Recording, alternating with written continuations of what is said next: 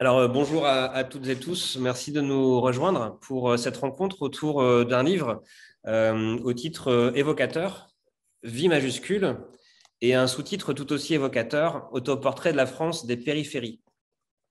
On est donc avec Bénédicte, avec Lise, avec Malika, Teddy, Gaël, Édouard et Tarek pour justement évoquer cette expérience collective de ce livre, Les Vies majuscules, publié aux éditions Les Petits Matins. Alors, bonjour tout le monde. Bonjour. Je Bonjour. suis très content, Bonjour. très content de vous retrouver. Vous venez de différents horizons et vous avez en commun d'avoir fait ce livre, Les Vies majuscules. Alors pour commencer, pour que les gens comprennent un peu la dynamique et la démarche de ce livre, peut-être, alors je pense plutôt à Édouard et à Tarek, est-ce que vous pourriez nous raconter cette aventure, comment est né ce projet d'écriture collective à l'échelle de la France?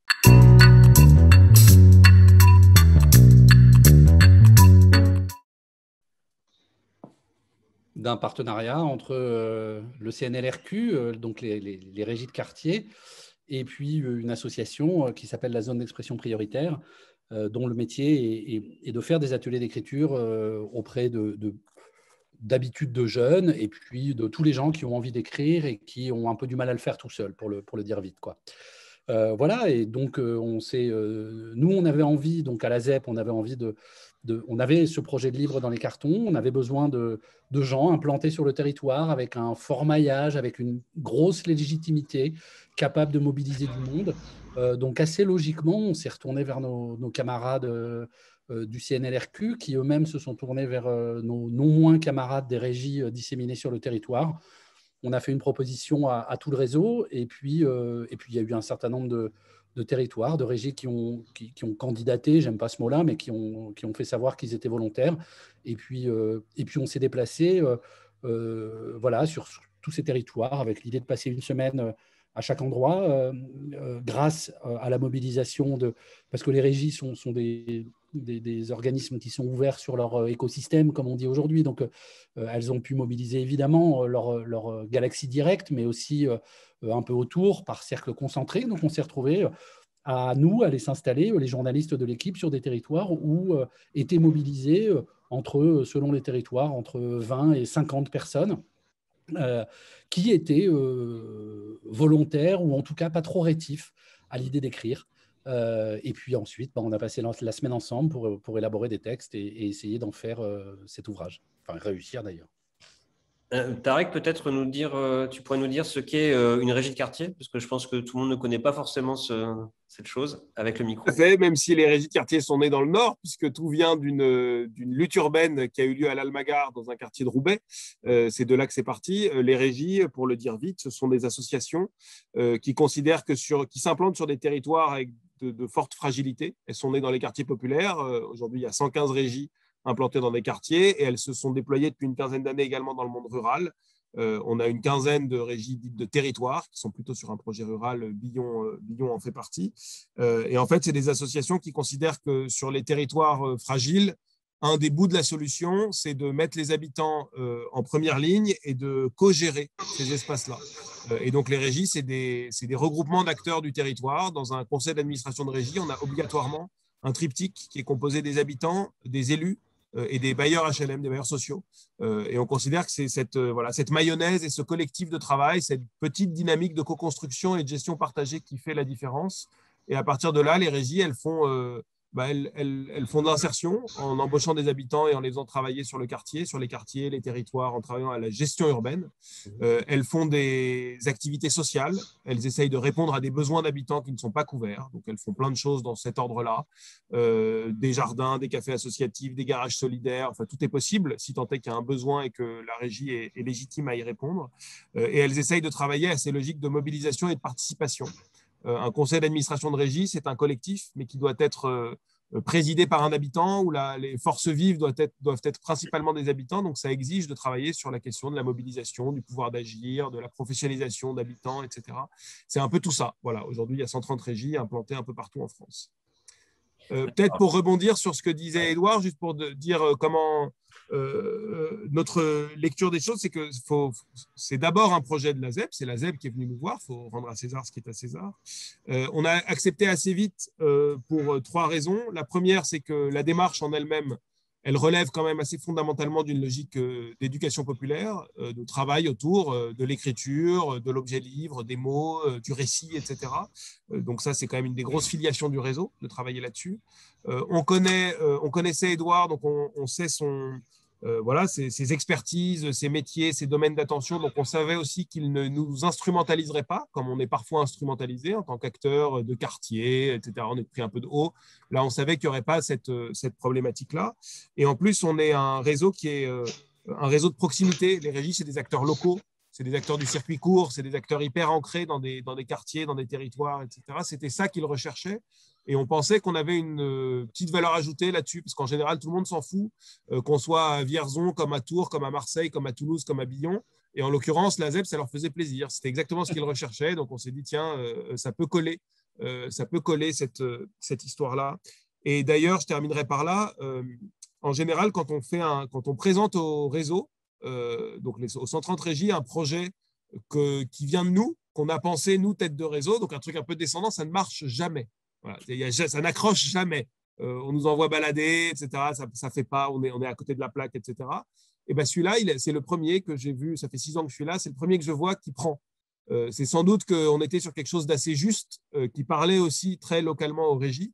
Et en tout cas, comme l'a dit Édouard, on a eu des candidatures, pour être un peu pompeux, plus qu'on a pu en accepter. Voilà. Donc c'est que quelque part, ça résonnait quand même avec ce que fait une régie et le sens qu'elle met dans son action sur un territoire et auprès des habitants. Donc là, on a deux régies principales qui sont représentées. On a Grande-Synthe, voilà, avec deux personnes de Grande-Synthe, Gaël et Malika, donc Grande-Synthe à côté de Dunkerque.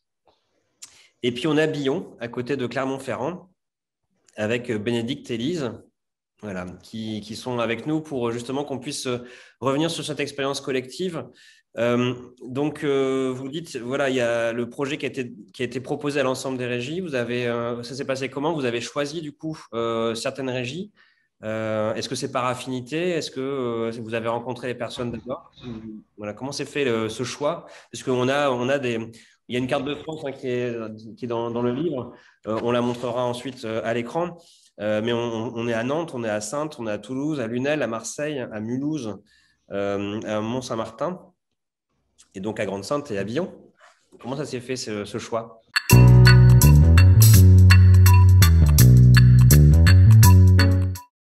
On a pris les plus sympas.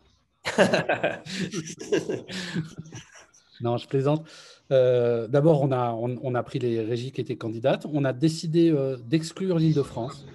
Ça, c'était un principe de départ pour plein de raisons. D'abord parce que numériquement, on aurait été obligé de prendre un tiers ou un quart des régies en Île-de-France, donc ça aurait déséquilibré. Et puis que pour une fois, on s'est dit que de faire un projet sans l'Île-de-France, ça pouvait exister dans ce pays aussi. Donc ça, c'était un choix de départ. Et puis ensuite, sur les régies qui ont proposé de participer à l'aventure, on a beaucoup travaillé sur… en fait, on a essayé d'avoir un spectre très large, d'avoir du très urbain, du quartier très populaire, par exemple les quartiers nord à Marseille ou le Mirail à Toulouse, d'avoir des villes un peu plus moyennes, par exemple Vierzon, Tours, d'avoir des territoires plus ruraux comme Billon, d'avoir un peu de nord, un peu d'est, un peu d'ouest, un peu de sud, un peu de centre. Voilà, on a fait un petit Yalta en quelque sorte. Et à la fin, on était parti sur 12 régies au début. Et puis, on en a rajouté 2 en cours de route parce qu'on s'est dit qu'on avait le temps et les moyens de le faire.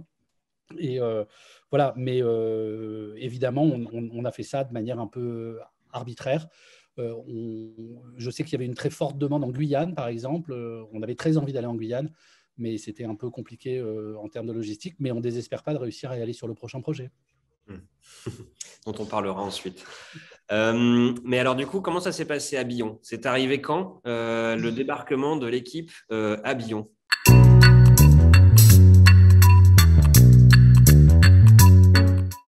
Alors, nous, c'est arrivé, l'équipe est arrivée en février 2020. Avant, on avait été régulièrement en contact avec l'équipe de la ZEP pour mettre en place, organiser toute la logistique. Nous, on a été une régie du coup qui avions eu beaucoup de participants. Je crois qu'on a à peu près une cinquantaine d'écrivains de participants à ces ateliers. Il y avait eu un petit groupe de travail avec des bénévoles aussi pour bien repérer, parce que l'idée c'était d'avoir la parole du territoire qui émane. Il y avait 3 familles. Donc, il y avait les salariés qui sont en parcours d'insertion, les habitants et les jeunes. Et trouver des jeunes, par exemple, à la régie de Billon, ce n'est pas du tout une population avec laquelle on travaille. Les jeunes en milieu rural, ils sont les 15-25 ans, quand il n'y a plus de lycée, ils ne restent pas forcément chez eux ou chez leurs parents. Donc, ça nous a permis vraiment de devoir en fait aller un peu ratisser ce territoire qu'on pensait connaître, sur lequel on ne connaissait pas bien tout. Donc, on a fait des kilomètres pour trouver 2 collèges qui ont participé à l'aventure de manière différente, mais en tout cas, ils ont été présents.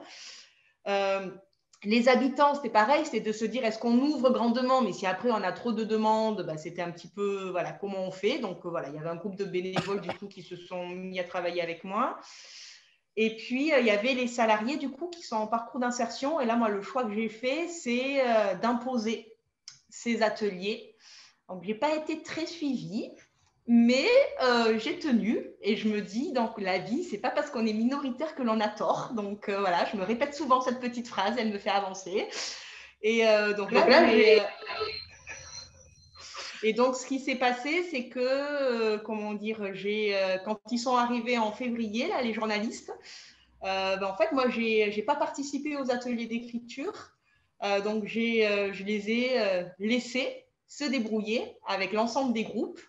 Et notamment sur le groupe où j'avais imposé ces ateliers, moi, je m'étais dit, on laisse 24 heures, quoi. S'il y a vraiment une résistance, bien entendu, on discutera. Mais pour l'instant, personne ne sait ce que c'est. Et quand on ne sait pas ce que c'est, souvent on dit qu'on n'y va pas.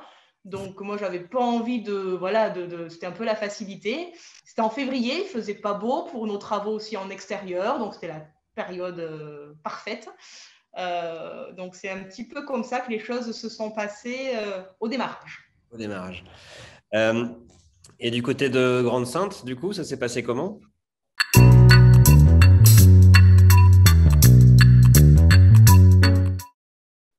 Du coup, pour Grande-Synthe, on a accueilli l'équipe avec Emmanuel en novembre 2019. Donc, c'était sur la fin d'année. C'est un peu comme ma collègue de Billon. Du coup, c'est 3 groupes, habitants, salariés et jeunes. Donc, on a réussi tout de suite à mobiliser les salariés et les habitants parce que c'était le plus simple pour nous. Les salariés sont là tous les jours. Les habitants, dans le cadre de nos projets, ça a été hyper simple de les mobiliser. Et puis, ce public jeune, celui qu'on n'a pas forcément dans les régies de quartier. Donc là, on a vraiment mobilisé l'ensemble de nos partenaires. Et finalement, la ZEP a aussi été un levier pour nous, régie de quartier, pour l'accès à la jeunesse et aux partenaires jeunesse. Et ça, c'est un plus et on le garde. Pour la petite anecdote, Gaëlle, qu'on a rencontré sur le projet ZEP, m'a remplacée pendant mon congé maternité ici à la régie de quartier pendant quelques mois. Donc voilà, c'est aussi un des aspects de la ZEP chez nous. Ça a été très enrichissant. Alors nous, on a préféré laisser les gens venir un peu sur la base du volontariat. On leur a proposé, on leur a dit voilà. Donc au départ, c'est atelier d'écriture. On n'en savait pas plus. Même nous, on leur présentait que voilà, c'était assez libre, etc. Et puis finalement, c'est passé tellement vite cette semaine que les habitants ils se sont épatés eux-mêmes en disant j'ai été capable de le faire, j'ai été capable d'écrire un texte en plus qui est publié, valorisé dans un bouquin. Dans la bibliothèque, voilà, c'est un beau parcours valorisant pour nos salariés, nos habitants et nos jeunes. Du coup, vu que la ZEP nous a permis d'avoir ce lien direct avec les jeunes. Oui, parce qu'on a des textes qui sont… alors, je crois que la personne la plus jeune qui a participé a 14 ans et la plus âgée a 75 ans, je crois. Si je vais… 13,83 moi, mais c'est de mémoire aussi. 13,83, oui, bon. C'est un peu plus encore. Gaëlle, ça s'est passé comment le premier jour dans l'atelier et avec le chat en plus? Oui. Alors, moi, il faut savoir que j'étais venue un peu par hasard. Je venais, je ne savais pas trop dans quoi je m'embarquais. Donc, le premier jour, pour moi, ça s'est très bien passé, même si c'était une découverte. Je me sentais un peu perdue. Et c'était un exercice d'écriture sur moi qui était très difficile, mais Emmanuel nous a tout de suite mis à l'aise. Donc, ça s'est très bien passé. C'était quoi l'exercice? L'exercice dans sa globalité, c'est ça qui est difficile pour moi, c'est parler de soi. C'est quelque chose que je ne maîtrise pas, que je n'aime pas trop faire non plus. Donc ça, c'était quelque chose d'assez compliqué pour moi. Mais comme je dis, Emmanuel, il m'a mis très à l'aise, il m'a fait des petits exercices. Et bizarrement, ça a été plus facile que ce que je pensais. Très bien passé pour moi. C'est ça? Oui, oui, il est venu nous voir à la ville de Grande-Synthe directement, à la Maison de la Citoyenneté. Et il avait convié plusieurs personnes justement pour un atelier d'écriture journalistique, de témoignage en fait. Et tout simplement, oui, ça nous a parlé, on a compris le propos. Et je me suis dit que c'était fait pour moi, que c'était pas souvent qu'on avait ce genre d'opportunité. Donc, c'était avec plaisir. Et alors, le plaisir était au départ, mais est-ce que le plaisir a été tout le temps? Est-ce que, voilà, comment ça s'est passé? Parce que j'imagine que les premières discussions ont dû être intéressantes, etc. Mais très vite, on rentre quand même dans ce livre sur des moments de vie qui ne sont pas toujours les plus faciles, puisqu'on parle habitat, on parle ressources, on parle emploi, on parle beaucoup de choses. Quel est le pire moment que vous ayez vécu dans ces ateliers? Le pire moment, ça va être dur de répondre parce que c'était une grande partie de plaisir en fait. Je dirais que c'était peut-être tout. Allez, le début, la feuille blanche, quand il faut partir sur une idée de base, la remplir, forcément, c'est le moment où on se demande si on a un bon sujet, si ça vaut la peine de le partager. Il y a beaucoup de pudeur aussi au départ. On se demande ce qu'on peut dire, ce qu'on doit garder pour nous, ce que les gens ont forcément envie de savoir ou pas. C'est beaucoup de questions, mais après, une fois qu'on a lancé le cadre avec Emmanuel, ça s'est fait tout seul, tout simplement. Justement, Edouard, quand on commence, ce moment juste avant que ça commence vraiment, il y a quand même quelque chose de toujours assez particulier qui se joue. Comment on l'aborde quand on débarque sur un territoire qu'on ne connaît pas, avec des gens qu'on ne connaît pas? C'est pas non plus évident. Enfin, c'est ce moment qui est quand même assez étrange. On a envie, en même temps, j'imagine, on est un peu stressé. Ouais.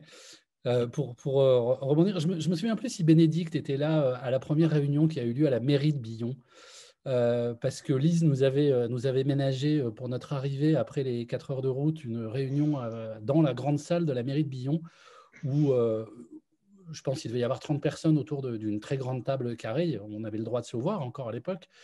Et il y a au moins, je sais pas, probablement une dizaine de personnes qui nous ont dit je veux pas jouer avec vous, quoi. Jusque même les plus fâchés contre nous, ils voulaient même pas nous dire leur prénom, quoi. On est parti en terrain brin miné. Mais c'est super, hein, c'est la nature de l'objet. Donc ça, c'était pour l'accueil spécial Billon que nous avait réservé Lise. Et voilà, mais après, sinon, de manière générale, quand on commence à faire l'atelier d'écriture, je précise quand même que sur tous les gens qui ont dit « je veux pas », je crois qu'il n'y en a qu'un seul qui n'est pas allé au bout de son texte à la fin. Hein. Lise me confirmera, mais voilà, et ça sans trop de contraintes physiques. Hein. On a tapé, maltraité personne. Donc on a réussi à créer cette dynamique, et c'est ça la difficulté, c'est de réussir à créer une dynamique, une envie, quoi. Mais l'envie, elle est finalement très claire parce que nous, notre posture, elle est extrêmement simple. On sait que ce que les gens vont accepter de raconter est intéressant. On le sait. Parce qu'on fait 700 ateliers par an cette année. Il n'y a pas un atelier dont il ne sort rien d'intéressant. Donc, on a cette certitude qu'on est en train qu'on va à la recherche de récits qui sont des récits qui nous permettent qui nous permettent de toucher à quelque chose d'universel. Chacun est porteur d'une histoire qui est plus grande que soi-même. Et c'est ça qui est la mécanique. Et alors, évidemment, après, il y a des réticences comme le disait Gaël, je veux dire, c'est vertigineux de se dire je vais écrire sur moi. Même nous qui avons l'habitude d'écrire, dont c'est le métier, on n'a pas trop l'habitude d'écrire sur nous. Et on est bien conscient de ce côté très vertigineux, presque parfois un peu impudique de cette première démarche. Mais voilà, une fois que la dynamique est amorcée, que finalement les gens en face de nous, c'est une question de confiance en fait. Je pense qu'il nous faut le temps de convaincre les gens qu'on est là pour les aider. En gros, notre posture de départ, elle est très simple. C'est vous avez des choses à dire, nous allons essayer de vous aider à le faire. Voilà, elle se résume en ces 2 phrases, la démarche dans laquelle on s'inscrit. Et qu'en général, effectivement, tout le monde a des choses à dire. Et surtout les gens qui, de manière générale, se sentent souvent dépossédés de leurs paroles. Ou quand ils se voient apparaître sur la scène médiatique, ils ne se voient pas apparaître tels qu'ils voudraient être. Et que la posture journalistique de la ZEP, c'est celle-là, c'est-à-dire de dire aux gens, racontez-vous tel que vous avez envie d'être raconté, racontez-vous vous-même, et reprenez le pouvoir, la possession sur cette histoire qui est la vôtre. Donc en général, ça se passe bien. Et du coup, le temps passé dans chaque territoire, dans chaque ville, par exemple à Billon, on a passé combien de temps du coup, toi, tu as passé combien de temps à Billon? Alors Billon, c'est le territoire des records pour ce projet parce que c'est le plus gros groupe, 50 participants. C'est le plus d'ateliers parce qu'on avait 8 heures d'ateliers par jour. Lise nous avait ménagé un petit planning où on mangeait dans la voiture entre la régie et le collège pour aller retrouver les collégiens. Elle nous avait vraiment, vraiment soignés. Et du coup, c'était tellement énorme comme logistique qu'on a dû y aller à 2. Donc, Billon, ils ont eu la double peine, c'est-à-dire qu'ils ont eu Vaillant et Zambo la même semaine chez eux, quoi. Voilà. Mais c'était très intense, quoi. 8 heures d'atelier d'écriture. En gros, on attaquait les premiers à 9 h du matin et on finissait souvent à 20 h avec le groupe des habitants. On est reparti de là-bas, on était rincés, quoi. Bénédicte, vous avez assisté et participé à toutes les séances. Ça s'est passé comment pour vous? Nous, c'était les après-midi, il me semble. Ouais, début d'après-midi. Début d'après-midi. Et j'étais sceptique au départ, en fait, parce que j'avais peur justement qu'on nous guide sur ce qu'on devait dire ou pas dire. Et j'ai tout de suite été rassurée par Édouard, comme quoi c'était vraiment ce qu'on avait envie de dire, ce qui est sur nous. Et c'est comme ça que j'ai déployé mes ailes, et c'est aussi le titre de mon texte. Ouais. Et les ailes sont déployées, mais sont toujours aussi déployées. Vous continuez à écrire? Oui, j'écris beaucoup en fait. J'ai toujours un carnet, un cahier, quelque chose, et tout le temps j'écris mes idées, des notes, parce que j'ai pas de tête, je ne me rappelle pas, donc je note tout.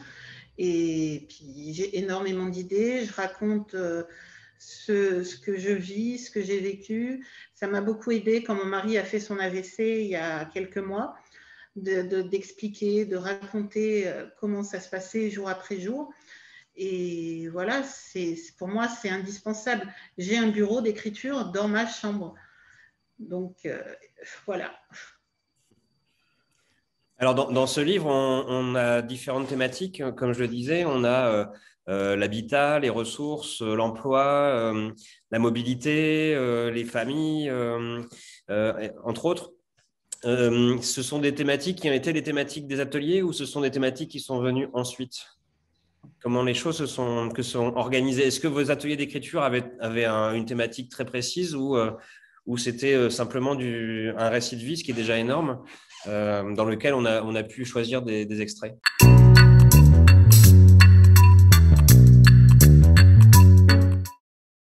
Aucune thématique au début, comme le disait Bénédicte. Nous, on a dit aux gens, aux participants, de quoi avez-vous envie de parler? Ensuite, quand ils nous ont dit j'ai envie de parler de ça, on a essayé de trouver comment est-ce que cette histoire-là pouvait rentrer en résonance avec quelque chose qui raconte l'époque. Toujours cette idée de ton histoire raconte plus que toi. Elle peut raconter ton territoire, elle peut raconter une situation, elle peut raconter un état, elle peut raconter une époque, elle peut raconter un passage, elle peut raconter… Bon, voilà. Et donc, ensuite, l'idée est d'essayer d'accompagner tous les auteurs pour qu'ils structurent leur texte, parce que c'est finalement ça, quoi. Quelqu'un qui n'a pas l'habitude, il a tendance à perdre beaucoup de temps au début de son texte, à tourner autour. Donc, nous, on est là pour ça, en disant, tu vois, je pense que ton texte, il commence plutôt là. Allons directement dans le vif du sujet. Là, on a un peu perdu le lecteur. Voilà, donc ce travail de restructuration. Et puis ensuite, le travail d'édition, à proprement parler, il s'est fait a posteriori. C'est-à-dire que nous, on a relu tous les textes, on les a édités tous, on a essayé de les ranger par famille. Des familles larges, des familles, parfois on a eu 22 tas, après on a eu 14 tas, après on en a eu 9, et puis voilà, et puis on a fait des allers-retours, on a fait des tableaux au mur, on a affiché des textes, et puis on a essayé de les réunir pour faire effectivement des chapitres. Mais rien n'était, il n'y avait pas de sommaire au début, parce qu'on ne voulait pas du tout que ce soit un boulot de commande, entre guillemets. C'est-à-dire qu'il n'était pas question pour nous d'arriver à Billon. Évidemment qu'on a des idées de journalistes, hein, mais il n'était pas question pour nous d'arriver à Billon en leur disant, voilà, alors votre réalité à Billon, c'est ça, donc vous allez écrire sur ça. Non, on ne la connaît pas, votre réalité. Et puis de toute façon, c'est des réalités individuelles. Donc voilà, et à Billon, on a eu des textes sur l'argent, des textes sur comment se lancer à son compte, des textes sur la mobilité, des textes sur les orientations sexuelles, des textes, voilà, enfin, on a eu tout. Je pense qu'il doit peut-être y avoir un texte de Billon par chapitre. Ce qui était super, c'est que l'expérience, elle a permis à l'ensemble des participants de se dire tout le monde est capable d'écrire, tout le monde est capable de faire un texte. Et on avait une dame chez nous qui avait la barrière de la langue, et c'est de ça qu'elle a décidé de parler. Et finalement, elle s'est retrouvée à table avec tout le monde en train d'écrire son propre texte, quoi. Donc, c'était hyper valorisant pour l'ensemble des participants. Et vous-même, Malika, vous avez participé ? Moi, non, je n'ai pas participé dans les textes, mais j'ai beaucoup accompagné. Toute la semaine, j'étais présente avec Emmanuel sur les ateliers. J'ai accompagné l'ensemble des habitants, des jeunes, des salariés. Et du coup, je donnais un coup de main à Emmanuel et Maël qui étaient venus aussi sur une journée. Et on a beaucoup... Enfin, voilà, les premiers ateliers, c'était beaucoup d'échanges, beaucoup de... et puis nous, en tant qu'acteurs sur nos territoires, et on a redécouvert nos salariés, nos habitants, nos jeunes, parce que on a vu une autre facette de leur histoire et de leur parcours. Ouais, c'est toujours intéressant de voir comment une aventure collective, on y va parfois du bout de l'orteil, et comment ça nous change complètement. Est-ce que voilà, qu'est-ce que ça a transformé chez vous voilà, je sais pas, Malika par exemple, Gaël, Bénédicte. Est-ce qu'il y a quelque chose, Élise, est-ce qu'il y a des choses qui ont, enfin voilà, qu'est-ce que ça a bougé en vous ?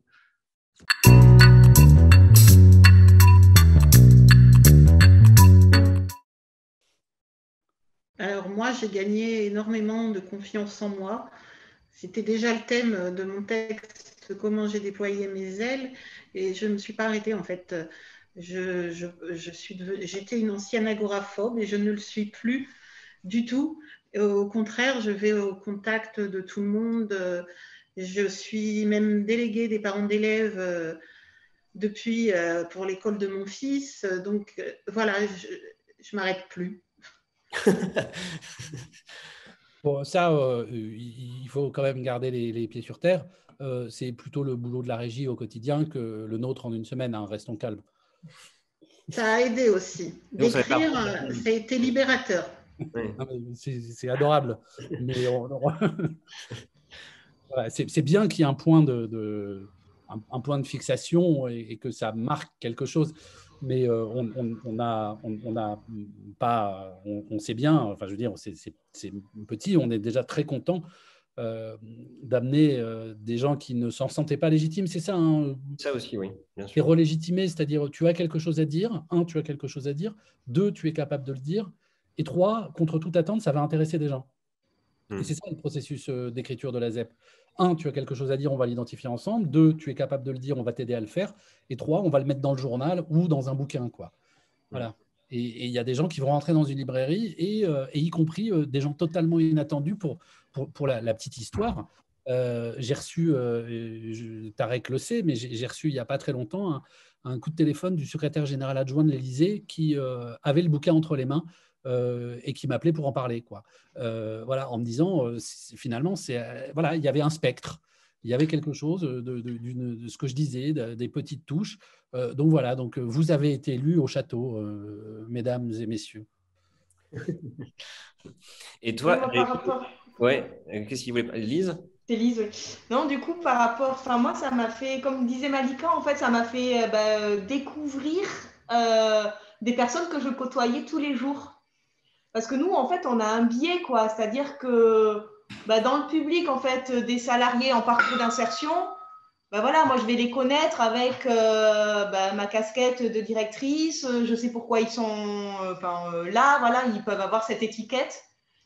Et puis, et donc, en fait, certains, moi, j'ai été très touchée de ça, sont venus à la fin, du coup, des ateliers, m'apporter leur texte et me demander si je souhaitais le lire. Enfin, c'était un cadeau. C'était vraiment fait de manière, voilà, très, voilà, c'était, enfin, il y avait tout un environnement, quoi. C'était vraiment, voilà, je vous amène mon texte, quoi. C'était très fort.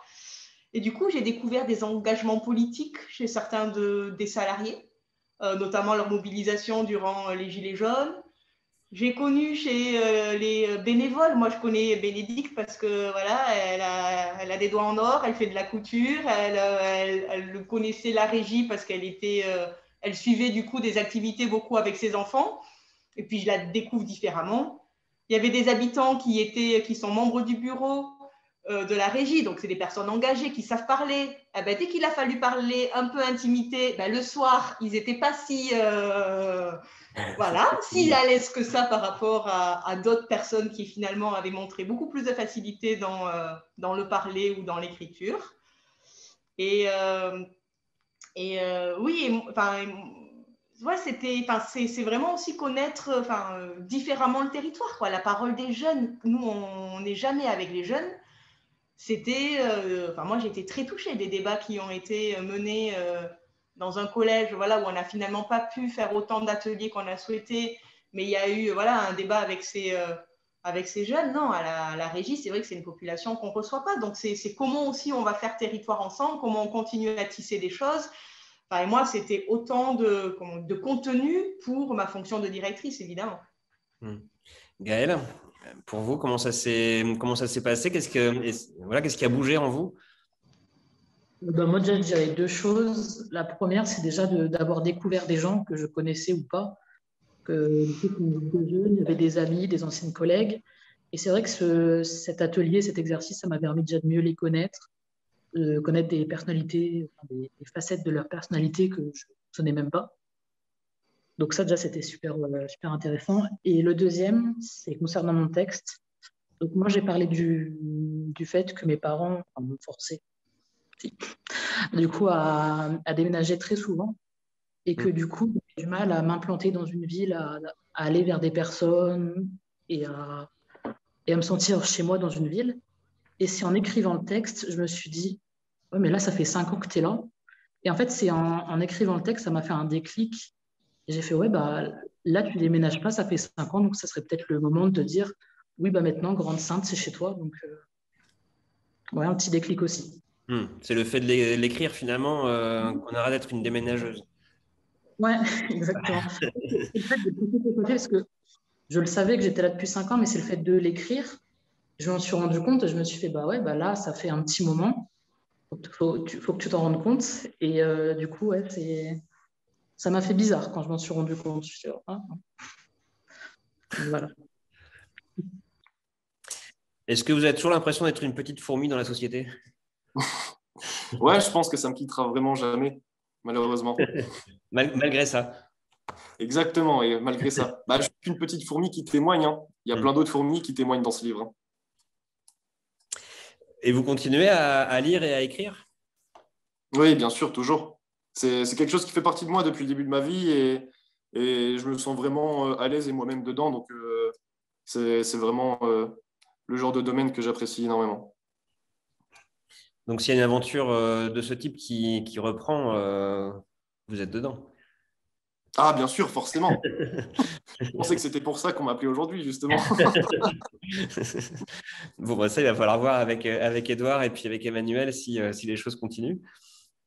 Elles vont continuer. Et elles vont continuer. Donc, en plus, c'est dit. Attention, tout ce qui est dit est engageant. Donc, prendre rendez-vous. Dis-moi, Teddy, je peux te poser une question? Bien sûr. Quand tu parles de ce livre, Comment est-ce que tu le présentes? Je le présente comme le témoignage d'une foule qui a été figée sur papier. J'aime pas forcément me mettre en avant, donc je le présente aux gens en disant que c'est un recueil de témoignages de plusieurs personnes qui ne se connaissent pas, parce que ça a été fait dans plusieurs villes de France, donc il y a juste 5, voire même 2 ou 3 personnes que je connais personnellement dans ce livre. Et voilà. Alors oui, justement, voilà, ce livre en fait est un ensemble de témoignages de plein d'endroits différents. On l'a dit en introduction, on le redira, et de de lire ces autres expériences. Comment ça a été vécu par vous? Comment vous l'avez pris en fait? Comment vous avez pris tous ces textes? Parce que j'imagine il peut y avoir des échos aussi entre ce que les gens ont écrit ailleurs et ce que vous vivez chez vous. Ouais, justement. Bah, comment je l'ai pris, en fait, tout simplement, la plupart des textes étaient assez bizarres comme sensation, parce que je l'ai pris personnellement, en fait. Malgré que ce soit des gens de toute la France, c'est presque des témoignages qu'on entend quand on discute avec des gens en bas des bâtiments ou au marché. C'est des textes malheureusement trop communs, en fait, pour moi, malgré la gravité parfois des choses qui peuvent être dites dedans. C'est des textes, c'est limite des discussions qu'on pourrait avoir. En fait, j'ai l'impression que c'est juste un recueil de monologues, tout simplement. Il y avait un texte justement qui m'a beaucoup marqué dans ce livre. Je ne saurais plus dire de quelle ville c'est, mais c'était le témoignage d'une personne âgée et qui expliquait tout simplement à quel point lui et tout son groupe d'amis tenaient à leur quartier parce qu'il allait bientôt être détruit. Et donc, du coup, ils évoquaient un petit peu la nostalgie, le regret, la tristesse qui s'emparait d'eux. Et ça, justement, ce témoignage, en fait, je l'ai vécu sur le terrain directement cet été, en allant à Saint-Paul-sur-Mer, justement, faire une semaine d'animation avec un groupe de mamans. Et justement, le but de notre projet, de notre semaine, c'était de figer, de cristalliser en vidéo leur joie d'avoir vécu dans ce quartier et leur tristesse de voir d'être relogés et arrachés un petit peu de leur chez eux. Donc, ça m'a vraiment fait quelque chose à l'intérieur de voir qu'il y avait des personnes autre part en France qui vivaient exactement la même chose que chez nous, en fait. C'était un peu ça aussi le projet, j'imagine, Edouard, d'essayer de faire comme ça des ponts entre les différents vécus. Alors, le projet à l'édition, effectivement, c'était de faire des ponts parce qu'il y avait une chose qui était extrêmement claire dès le début, c'est la seule chose qu'on avait dite, c'est qu'on ne ferait pas un sommaire par territoire. On ne voulait pas faire le chapitre Grande-Sainte, le chapitre Billon, le chapitre Toulouse, le chapitre Marseille, parce que justement, ce qu'on voulait chercher, c'était, et c'est ce qu'on dit au début des ateliers très souvent, c'est que aux participants, on leur dit, vous êtes porteurs d'une histoire qui est universelle, qui est plus grande que vous, qui a d'écho chez d'autres personnes, dans d'autres territoires. Donc, évidemment, après, on ne pouvait pas savoir ce qui allait faire écho entre un territoire et l'autre, etc. Nous, on a essayé de faire des petits des assemblages par des choses qui soit se répondaient, soit étaient en écho les unes avec les autres.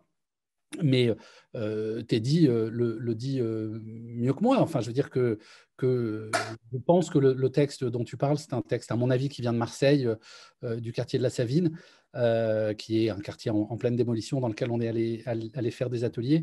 Voilà, mais qu'il y ait cet écho, et c'est tout l'objet de ce livre pour nous, c'est que c'est 160 récits, témoignages. Il dresse par petites touches, petit à petit, ce qu'on a appelé un autoportrait de la France. Chacun apporte sa petite touche de couleur, et à la fin, tout ça construit un portrait d'un pays qui est le nôtre en 2021, quoi. Voilà. Et c'était ça l'intention, évidemment, quoi. Et que ça a évidemment une plus grande force que toutes ces touches soient écrites à la première personne, qu'elles soient incarnées et qu'on puisse voir là, aujourd'hui, derrière l'écran, quelques-uns de ces visages voilà, qui incarne, parce qu'on on nous parle quand même beaucoup de faire nation, d'un destin commun, etc. Mais là, on a un projet commun, quoi. Et c'est pour ça que je posais la question tout à l'heure à Teddy de savoir comment est-ce qu'il le ressentait, parce que quand je suis allé à Nancy pour la signature, on a pu faire une à Grande-Sainte aussi, il y en a une. Les participants de Nancy que j'ai rencontrés, ils avaient un très fort attachement, c'était leur livre. Même s'ils avaient tous, enfin, tout le monde avait la notion de ce travail collectif, mais chacun, c'était un peu, il y a 160 personnes, et c'est ça la magie de ce projet, c'est qu'il y a 160 personnes dans ce pays qui ont sur leur bibliothèque, dans leur bibliothèque aujourd'hui, leur livre. Et c'est pas courant d'avoir son livre chez soi finalement, c'est un privilège. Exactement, c'est un privilège énorme et beaucoup trop rare. C'est ça qui rend l'aventure assez exceptionnelle, justement. Du coup, Tarek, comment ça s'est passé le suivi, on va dire, au niveau de l'ensemble? Est-ce que tu as découvert les textes une fois qu'ils ont été rassemblés? Est-ce que ça a été un travail dans lequel tu as pu aussi toi-même t'investir? Enfin voilà, comment les choses, comment le dialogue s'est instauré entre ceux qui étaient sur le terrain et toi qui étais dans une coordination?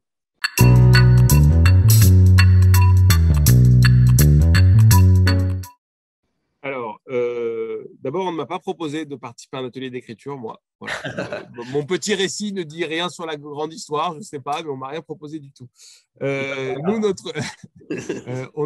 notre rôle, il s'est arrêté volontairement assez vite. Enfin, c'est-à-dire qu'on a fait en sorte que derrière, ce soit un peu sans couture pour la ZEP. Donc, on a fait tout le travail de sensibilisation, de sélection avec la ZEP, d'échange avec les régies pour bien les sensibiliser sur comment ça va marcher, ce qu'il faut que vous fassiez, etc. Ce qui nous a d'ailleurs permis de réaliser, et je le dis parce que c'est important, le temps que ça prend de monter un truc pareil. Malika l'a dit, elle a été une semaine à quasi temps plein à gérer ça. Et ça, c'est quelque chose qui a été parfois sous-estimé par certaines régies. Donc là, on pouvait intervenir un peu en pompier. Quand Emmanuel ou Edouard nous appelaient, ils nous disaient, bon, bah, on est là, il n'y a rien de prêt. Voilà, il n'y a personne. Qu'est-ce qu'on fait? Et en fait, ça, malgré tout, ça, c'était de notre responsabilité un peu, c'était d'expliciter un peu les enjeux de tout ça. Donc, c'était assez important. Après, sur la vie du projet, on l'a laissé vivre. C'était la ZEP qui faisait ça. On était en soutien si besoin, mais pour le coup, on n'intervenait pas du tout. On n'intervenait pas du tout sur le choix des textes. J'ai découvert donc à la fin. On est intervenu, on a eu des échanges avec l'éditeur, la ZEP et nous, sur le chapitrage, sur les photos, sur l'agencement un peu de tout ça. Mais évidemment, tout le gros du choix éditorial, c'est la ZEP qui est beaucoup plus compétente que nous, qui l'a fait. Ce qui est sympa, c'est que donc voilà, on a été un facilitateur en quelque sorte, plutôt qu'autre chose. Ce qui est sympa, c'est que, et c'est important de le dire, je pense, c'est que le projet, il nous avait été amené par la zone d'expression prioritaire comme un projet à forte dimension politique. C'est-à-dire qu'il il y avait un timing, il fallait que ça sorte dans les pré-municipales pour que ce soit versé au débat un petit peu et qu'on puisse dire aux élus, bah, regardez, voilà, vous avez une photographie de ce que vit la France, de ce que pensent les Français, saisissez-vous de tout ça. Alors qu'il y a les enjeux des municipales qui arrivent. Bon, ça a été totalement court-circuité par le Covid, etc., mais peu importe. Ce qui est assez intéressant, enfin, ce qui, moi, m'a surpris, puisque ce n'est pas du tout mes fonctions habituelles, c'est que sans orienter les débats par rapport à la question que tu posais tout à l'heure, en fait, il en sort quelque chose de très politique assez spontanément. Voilà. Il en sort des thématiques de lutte, de mobilisation, de combat quotidien, etc. Et finalement, la parole, c'est le pari du départ qui est de dire la petite histoire raconte la grande. Ben, je trouve que quand on feuillette le livre, ça se voit assez bien. Voilà. Et c'est ça qui a été, qui je trouve est le petit... voilà, c'est la petite étincelle de ces ateliers d'écriture, c'est qu'en effet, on pense raconter un truc assez banal. C'est d'ailleurs ce que Edouard dit beaucoup. Les gens disent, mais c'est inintéressant ce que j'ai à dire. Et c'est là toute la valeur d'abord de la multiplication des récits et ensuite du travail éditorial, de la valorisation de tout ça, de leur agencement. Bah, finalement, ça fait un discours politique qui est assez charpenté. Voilà, et c'est ça que ça a permis. Et bravo à eux. Et donc, nous, on n'a pas du tout participé à tout ça. Et peut-être une anecdote de fin, par rapport à ce que disait Lise. Elle a dit, grâce à ça, on a découvert des salariés Et donc, en fait, deux choses, c'est vrai. 100% des régies qui ont fait le truc étaient contentes de l'avoir fait. Voilà, on dit ça a créé quelque chose sur le territoire, sur des dynamiques de partenariat, sur des liens qu'on a avec les personnes qu'on côtoie dans une relation professionnelle, dans une relation du quotidien. Ça a changé quelque chose. Et il y a une anecdote donc Lise disait, j'ai découvert des salariés, etc. C'est le directeur de la régie de Lunel qui n'en est toujours pas revenu parce qu'il y a un participant qui est un salarié, enfin quelqu'un de son équipe, un taiseux, qui vraiment ne parle à personne, personne ne le connaît, c'est quelqu'un d'assez mystérieux. Et il s'est révélé en atelier, il a raconté sa passion de la pêche. Et donc, ils ont découvert ce jour-là, mais ce type aime la pêche. Et depuis, c'est devenu un truc assez emblématique de leur relation avec ce type-là, qui aime la pêche. Il est devenu copain avec tous les administrateurs de la régie qui font de la pêche, etc. Et ça fait 4 ans qu'il est à la régie. Personne ne savait que c'était un passionné de pêche. Et donc, il ressort toujours ce truc en disant, mais c'est incroyable, c'est des gens avec qui on est 24 heures sur 24, 7 jours sur 7 depuis 7 ans. Et voilà, et c'est cette libération qui a permis de savoir qu'il fait de la pêche et de créer cette passerelle avec lui. Voilà, ce qui est sympa. Dans le livre, on a aussi chaque chapitre est ouvert par une photographie.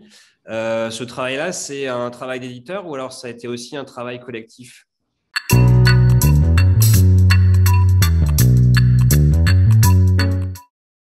C'est un travail qu'on a commandé à une photographe. C'est à moitié un travail de production propre, c'est-à-dire que Jérôme a été faire quelques photos. On voulait absolument éviter l'écueil d'avoir une photo par territoire, encore une fois, par cette logique. On ne voulait pas de la photo illustrative.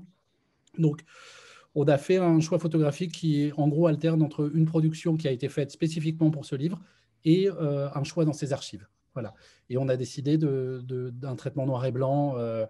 Voilà. On voulait ouvrir par voilà, une image évocatrice plus qu'une image descriptive, quoi. Et du coup, quand on reçoit son livre et qu'on a ce travail graphique qui est magnifique, enfin, réalisé par les Petits Matins et par l'équipe autour, comment vous l'avez reçu? Alors, par exemple, je ne sais pas, Gaël, par exemple, quand vous avez reçu le livre Les Vies majuscules, quand il y a tout ce travail graphique, quand il y a ces photos, quand il y a tous ces textes, quelle est l'impression quand on ouvre l'enveloppe?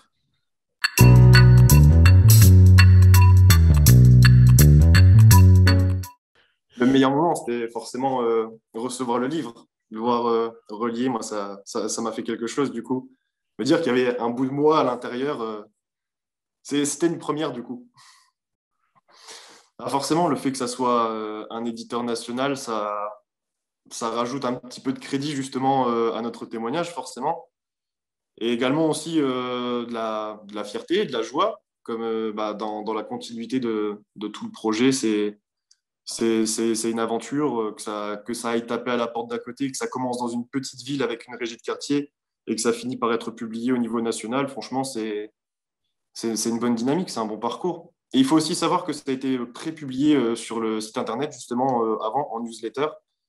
Et déjà, ça, c'était un petit quelque chose de voir que sur internet, notre témoignage, il allait être transmis à des gens, des anonymes qu'on n'a jamais vus et qui peut-être allaient se retrouver, se sentir moins seuls, se sentir concernés aussi.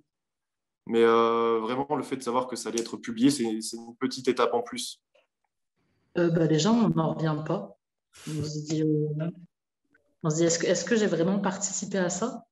Donc, je pense que ma première réaction, c'était genre, non, vraiment, je n'en revenais pas.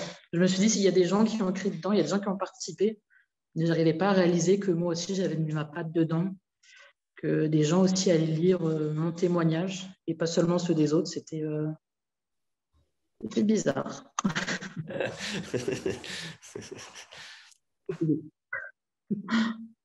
Mais bizarre, mais positif. Hein. C'est pas le contraire. Bénédicte, c'est pareil? C'était aussi un bizarre positif? Bizarre, mais j'étais encore dans le mode sceptique. Je me suis dit, ouais, mais mon texte n'y sera pas. Donc, j'ai feuilleté. Et puis, j'ai trouvé et ça a eu un effet waouh. Je me suis dit, bon, tu es dedans, tu es pas toute seule, mais tu as été sélectionnée. C'était super flatteur, en fait. Au niveau confiance en moi, ça a été génial, en fait. Parce que jusqu'au bout, je me suis dit, non, il n'y sera pas. Si, il y était. Mais enfin, je me permets, Bénédicte, ce n'est pas flatteur, c'est parce que ton texte, il est intéressant. Voilà. Comme les 160 autres et comme probablement une cinquantaine qu'on n'a pas pris et qui étaient eux aussi intéressants. Et qu'à un moment, le livre, il était prévu pour faire 220 pages, il en fait 334. Donc, on a passé quelques semaines du premier confinement, à négocier avec l'éditeur pour qu'il rajoute des pages, qu'il rajoute des cahiers, comme ils appellent ça. Donc, on l'a convaincu 2 fois de rajouter des cahiers. Donc, on a rajouté 2 fois 48 pages, je crois, par rapport au format initial, pour pouvoir faire de la place au texte. Et puis, malgré ça, à un moment, il y avait 2 textes qui pouvaient être sur des thématiques assez proches. Alors, il fallait faire un arbitrage entre les 2. Alors, ça pouvait être l'arbitrage, il pouvait être fait en se disant, tiens, on n'a pas grand-chose, on n'a pas beaucoup de textes de l'Ouest. Alors, on va prendre le texte de Nantes aux dépens du texte de Billon. Ou alors, là, il faudrait qu'on... Voilà, on a essayé, c'était très compliqué, c'était vraiment un jeu de domino, en quelque sorte. Donc, il faut aussi... il n'y a pas de sélection, c'est-à-dire que nous, on aurait eu envie de tous les garder, presque, ces textes. Mais aussi, il y a quelque chose, on en a beaucoup parlé pendant qu'on écrivait ces textes, c'est-à-dire que il faut travailler un peu la rareté. Si on avait mis 400 textes, on aurait mis un annuaire ou un dictionnaire en librairie.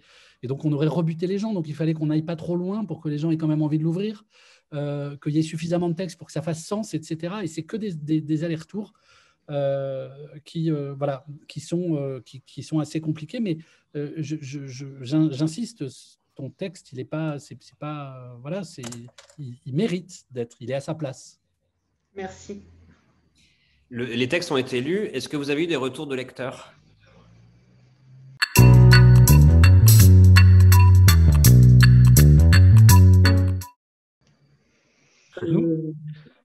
Moi, j'en avais parlé à ma famille, donc j'ai eu des retours de ma famille. Mais des retours extérieurs, non, sinon à part ma famille. C'est déjà ça. J'étais un peu mal à l'aise quand mes parents l'ont lu parce que ça parlait aussi un peu d'eux. Et bon, après, ils ont compris parce qu'ils ont compris le sentiment que j'avais par rapport à mes déménagements, donc ça m'a aussi fait plaisir. Mais encore une fois, un bisou positif. Vous en avez parlé du coup en famille ? Avec ma mère, beaucoup. Donc, elle a dit qu'elle ressentait pas, du coup, quand j'étais plus jeune, que ça me faisait pas forcément du bien tous ces déménagements. Mais du coup, après, on en a parlé entre nous et ça nous a fait une petite catharsis, quoi. Mais c'est marrant parce que et Bénédicte et Gaël, ils voient une dimension psychologique. Alors, je rebondis sur le mot catharsis, hein, et très bien, et c'est super. Mais alors là, c'est largement au-delà de notre champ de compétences, quoi. Nous, on est modestement journalistes. Et on se rend compte finalement, Lise et Malika parlent de l'effet induit. Et ben finalement, nous aussi, à vous entendre là, on mesure aussi que. Mais ce n'est pas anodin d'écrire. Et c'est ça ce qu'on veut essayer de marteler, quoi. C'est pas anodin d'écrire et ça rend libre, presque, j'ai envie de dire, même si c'est un peu pompier de le dire comme ça. Mais c'est quand même un facteur émancipateur d'être capable de se raconter soi-même. Parce que si on n'est pas capable de le faire, ça veut dire que d'autres vont avoir le pouvoir de le faire à notre place. Et c'est ça qui est important c'est ça la dimension vraiment réellement politique dont Tarek parlait tout à l'heure. C'est je suis légitime à me faire entendre. Caril Ferret parle de l'écriture et la lecture comme des armes de construction massive. On est complètement là-dedans, oui. Malika, vous vouliez intervenir ? Oui, du coup, pour rebondir sur ce que tu disais, avec toute la modestie de la ZEP, et ben franchement, pour nous, le groupe Habitant, les 3/4 ont pleuré quand ils ont écrit. Et ils ont même dit à Emmanuel, mais c'est pas possible, vous êtes psychologue. Et puis ils ont dit, elle a dit, ah non, nous on fait rien, c'est vous qui expliquez vos textes et c'est vos histoires. Et alors c'était marrant parce que sur le premier atelier, ça partait en pleurs surtout pour les habitants. Et au dernier atelier, tout le monde était fier et on échangeait un thé à la menthe autour des gâteaux préparés par les habitants. Il est cruel, Emmanuel, c'est sa spécialité de faire pleurer. Nous, sur la feuille du livre, pardon, vas-y. Pardon, ouais, sur l'accueil du livre, c'est, comment dire, on va dire, c'est un peu mitigé dans le sens où c'est tombé en plein deuxième confinement. Donc, on n'avait eu qu'une envie, nous, c'était de rassembler tout le monde, de faire un événement vraiment fort, On va le faire, Lise, très partenarial, parce que déjà, on n'avait pas fait d'assemblée générale. On avait fait une assemblée générale, mais vraiment, voilà, pas digne de ce nom. Donc, voilà, on avait fait quelque chose qui ne nous convenait pas pour ce que nous souhaitions faire. Et on s'était dit, voilà, là, vraiment, cette sortie du livre, on va le marquer, on va marquer la fin de l'année. Et c'est notre territoire qui va parler, et on va faire ça, et on va faire ça, et on va inviter autant de personnes, et ça sera fort, et ça sera humain, et voilà. Et donc ça, on ne l'a toujours pas fait. Donc on va le faire. Mais ça, voilà, ça du coup, il en reste encore, en fait, dans ce projet. Enfin, je pourrais vous le dire tout à l'heure, mais en tout cas, pour nous, il n'est vraiment pas fini. Et puis, comment dire, moi, du coup, j'ai remis les livres individuellement à la Noël. Pour fin d'année, c'était grossier. Enfin, il fallait que je marque quand même quelque chose. Et du coup, voilà, on l'a remis aux salariés, à certains habitants. Et comment ils ont été, comment dire, voilà, il y avait aussi, parce que c'était la fin de l'année, et il y avait vraiment, voilà, l'idée de cadeaux, d'émerveillement. Il y avait aussi de se dire qu'il y a des personnes qui ont participé, qui ont eu le livre, il y a des personnes qui ne sont pas publiées dedans, il y a des personnes qui n'étaient pas là pendant le projet qui ont reçu le livre, et ça faisait commun quand même. Et voilà, ils se félicitaient entre eux. Ah ouais, c'est bien, tu as fait ça. Puis ça montre aussi que la régie, c'est pas que du travail, c'est pas que de l'accompagnement. Il y a aussi des choses rares qui se passent, et il faut en profiter quand elles y sont. Et puis ensuite, pour les personnes qui n'ont pas participé, les membres du bureau, des membres également de ma famille qui ont lu, mais aussi des personnes proches de la régie, mais qui n'ont pas participé, scotchés, éblouis par ces récits, par l'édito aussi, de dire ah oui, d'accord, on est là. Et donc, ça a été très, très marquant. Maintenant, moi, c'est ma carte de visite. Je ne donne même plus ma carte. J'ai mon carton dans la voiture. Et quand je vais voir les partenaires institutionnels, si l'entretien se passe bien, je donne le livre. Sinon, je le dis qu'il est en librairie. Mais sinon, voilà.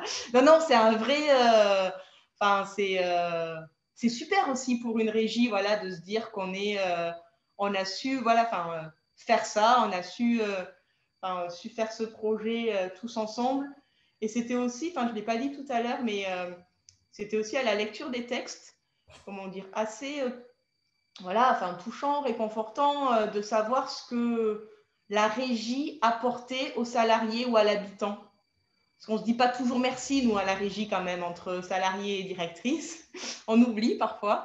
Et là c'était bien, en fait, de savoir que la régie, sur ce territoire, elle compte pour eux. Et voilà, et qu'on y soit pour un petit moment ou pour un moment un petit peu plus long, on est un sacré repère aussi pour eux, quoi. Donc ça, c'était bien de le savoir, parce qu'on a toujours plein de doutes, quoi, quand on est directrice d'une régie, on ne sait pas bien si on fait les bons choix ou si on est au bon endroit au bon moment.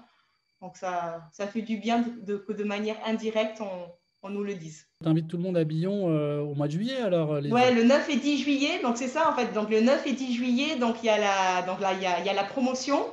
On a un plateau sur Clermont-Ferrand, un plateau sur Le Zou, un plateau sur Saint-Dié, un plateau sur Billon. Donc voilà, on a quatre espaces qu'on espère festifs et conviviaux. Il y aura des lectures, du coup, avec une compagnie de théâtre qui va piocher un petit peu des textes qui sont, je crois, partout en France. C'est aussi d'amener un débat sur qu'est-ce que nous dit ce territoire, et nous qui l'habitons aussi, comment ça nous touche, comment ça fait écho, comment ça fait résonance. Et c'est aussi qu'il y a toujours ce groupe de travail de bénévoles là, qui m'a suivi depuis plus d'1 an sur ce projet, qui s'est dit, mais nous, on a 50 textes. Et ces 50 textes, on va aussi les publier. Et donc, on va faire une publication locale de notre texte, en se disant, c'est pas que des archives, il faut en faire quelque chose.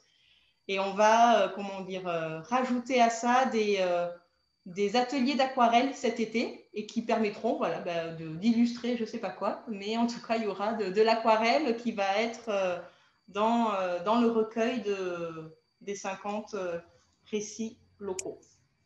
Et la région est tellement belle qu'il faut absolument y aller. On voit bien en tout cas à quel point le livre est vecteur de lien social. On représente souvent la lecture ou l'écriture comme des activités solitaires.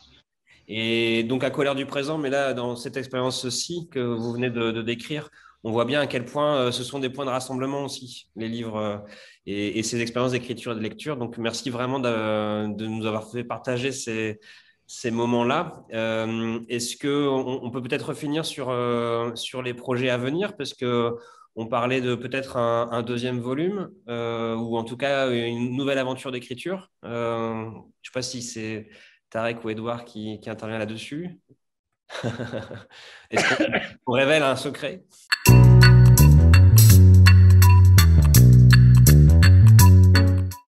Non, on ne révèle pas un secret. On a effectivement à la ZEP un deuxième projet de bouquin. Alors là, on repart sur une logique beaucoup plus générationnelle, parce qu'on voudrait essayer de faire un peu sur le même modèle, un tour de France d'écriture, mais des 15-30 ans.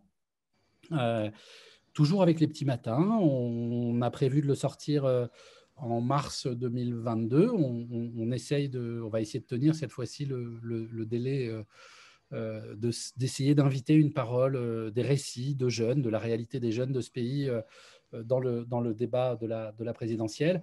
C'est plus un projet qu'on mène avec stricto sensu les régies, mais c'est assez drôle ce plateau d'aujourd'hui, parce que a priori, il y a quand même, parce que les coopérations, elles ne meurent pas quand l'objet existe. A priori, on va quand même repartir avec des groupes à la fois à Grande-Synthe et à Billon, donc on va être amené à se revoir, quoi, en vrai. Et ben, ça sera l'occasion de se revoir, d'écrire et de faire la fête, visiblement. Donc, on a eu l'agenda de Billon. Est-ce qu'il y a un agenda à Grande-Synthe qui se prépare? Alors, nous, pour l'aventure 2, normalement, on va les accueillir au mois de mai. Et comme je vous le disais tout à l'heure, la première expérience a été pour nous un levier. Et du coup, ça a été beaucoup plus simple pour nous de mobiliser le public jeune sur cette deuxième expérience. On a énormément de services civiques, on a eu des liens directs avec les établissements scolaires. Voilà, c'est le plus. Et on est prêt, on vous attend. Alors du coup, comme Billon, ça a été un peu compliqué quand on a reçu le livre. Alors on a fait une petite action quand même locale à Grande-Synthe. On a offert le livre à l'ensemble des participants. Et comme Lise l'a présenté tout à l'heure, c'est vrai que c'est aussi un bel outil qu'on peut présenter, nous, Régie de quartier, auprès de nos partenaires et auprès des acteurs du territoire. Et il est hyper bien valorisé, apprécié, et voilà, quand on nous a proposé l'aventure 2, on a dit présent, on est là, pas de souci. Je veux juste, si c'est possible, ajouter un tout petit mot. On a beaucoup parlé de la valeur du témoignage, on a beaucoup parlé de l'effet que ça pouvait avoir, de l'effet de mobilisation, etc.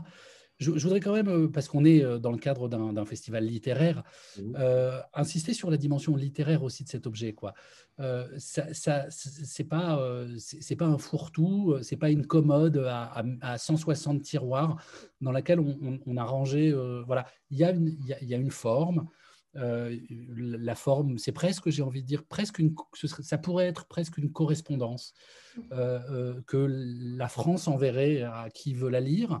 Il y a une forme, et il y a une telle forme littéraire que on a été il y a peu de temps invité par la Maison du Geste et de l'Image à Paris, et un des metteurs en scène invités en résidence à la Maison du Geste et de l'Image s'était emparé d'un certain nombre de textes de ce livre pour en faire une mise en, enfin pas une mise en scène, je ne sais pas comment ça s'appelle, une mise en espace, voilà, une lecture, une lecture en mouvement. Voilà, et que ça rebondit sur ce que Lise veut faire à Billon avec une compagnie. Enfin, il y a un matériau qui a une dimension, en tout cas à mes yeux, et beaucoup de lecteurs, parce que moi j'ai eu des retours de lecteurs et de gens qui n'avaient rien à voir, et ils y ont vu tour à tour une dimension, alors pour certains un peu sociologique, sciences humaines, mais pour beaucoup une forme et une dimension littéraire, à tel point que moi, il y a des gens qui m'ont dit, je l'ai lu de A à Z, d'un seul trait. Alors que moi, je dis plutôt que, à mon avis, c'est un livre dans lequel on va piocher, comme ça, on va picorer. Et il y en a qui ont trouvé leur compte à le lire d'un coup. Donc voilà, donc c'est un... voilà, c'est... Moi, la rétribution la plus intéressante professionnellement dans toute cette aventure, c'est qu'il y a 160 personnes dans ce pays, entre le moment où on a commencé et aujourd'hui, il y a 160 personnes qui se disent « je suis un auteur ». Et c'est vrai qu'il y a des formules très fortes. C'est vrai qu'on n'est pas trop revenu sur le travail d'écriture lui-même, mais des formules très fortes, et sur chaque thématique, quelques phrases. J'expliquais en début de rencontre que moi, je fais des choses qui sont pas bien, qui sont mal vues par les instits en général. C'est que je corne mes livres, j'écris dedans. Des fois, je casse le dos. Je maltraite les livres parce qu'en fait, je les fais vivre un peu. Et c'est un livre où j'ai corné toutes les pages. Il y a vraiment des formules fortes qui accrochent et qui font réfléchir. Donc, c'est aussi… alors effectivement, on peut le lire du début à la fin parce que ça se lit très bien, mais on peut aussi s'arrêter sur certains mots parce que les textes courts produisent aussi de la réflexion. Et ça, c'est vraiment très fort. Tarek, oui. Alors oui, peut-être pour rebondir, et après je me tais, sur ce que dit Édouard, à Nancy, on est allé ensemble faire un petit événement autour du livre. C'est un des rares trucs qu'on a pu faire. Il y avait une signature à la fin. Un énorme événement interplanétaire. Énorme événement avec des élus et tout ça, la folie, des habitants, etc. Et à la fin, il y avait une signature. Et donc, spontanément, les auteurs du livre se tournaient vers Édouard pour qu'il leur signe le bouquin. Et donc, non, c'est à vous de signer, c'est vous les auteurs du livre, etc. Et donc, il y a eu tout un petit hiatus assez marrant de ce point de vue-là. Et sur l'objet littéraire, je voudrais dire deux choses. D'abord, le fait que j'avais offert ce bouquin à une amie prof de français en REP, etc., en troisième, et qui m'a dit « Ah, super, très bel objet pour lancer le débat avec mes élèves ». Elle a assez vite trouvé des sujets en résonance avec les débats qui viennent assez spontanément avec elle. Elle dit parfait d'avoir un objet littéraire contemporain et qui leur parle, avec lequel susciter du débat. C'est une prof de français, etc. Donc, tout ça m'a paru assez opportun. Et le petit truc de fin, l'anecdote de fin, c'est au moment du lancement du bouquin, il y a eu, un des invités de la ZEP, c'était une personne qui venait de France Télé. Et cette personne, elle vient me voir à la fin et elle me dit c'est super vos histoires. Est-ce que dans vos régies, il y a des gens qui sont formés pour être scénaristes?